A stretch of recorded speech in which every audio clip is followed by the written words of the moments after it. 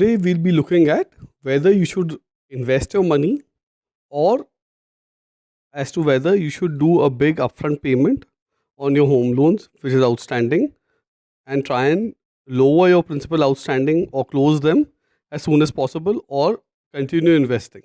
We will look at investing as a separate part, but we'll answer this big question is should you look at making a big down payment in your home loans or keep your savings as it is?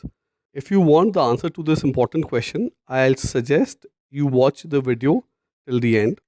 Before we start, I'd like to tell you thank you for subscribing to our channel.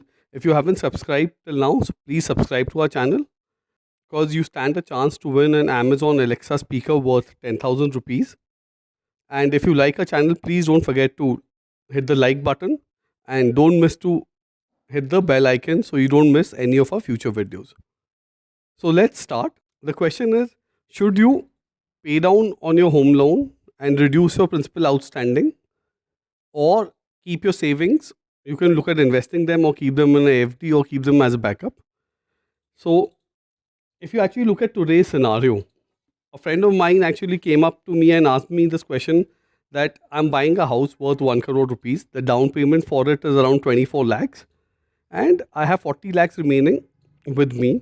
So should I use that 40 lakhs to do a bigger payment for the home and take a home loan of only 60 lakhs or keep a home loan for around 76-80 lakhs? So it got me thinking, what should be the best case scenario? Ideally, you would like to have, the normal inclination is to take as less a loan as possible and do a bigger payment from your savings. But if you've seen nowadays that due to coronavirus, a situation can arise where family members or you can be hospitalized and it can seriously impact your future earnings. And because of this corona crisis, we have a situation where a lot of people have lost their jobs. So if you work in an industry which is severely impacted by the current crisis and there's a slowdown in your industry or in your company and you are looking at a scenario in the future where there can be a salary cut or you could lose your job. So it is always advisable to keep a certain amount of money if it's equivalent to one year or 2 years of your savings. So in case there is a severe impact on your job or your salary which is coming in, you can easily furnish your home loans and have some set aside for emergency cases as well. And you can easily sustain yourself for a year or two. So I would advise you in this scenario because this situation has come suddenly and a lot of advisors advise that okay, you're getting a return of you're paying an interest rate of around 8% or 7% on your home loans. Why not close down the principal outstanding and do a bigger payment because it's a guaranteed payout of 7 or 8% on your home loan. So you're earning 8% interest free on your investment in a way. But this situation gives a rise to a risk where you do not have any savings or you've eaten out of your emergency funds.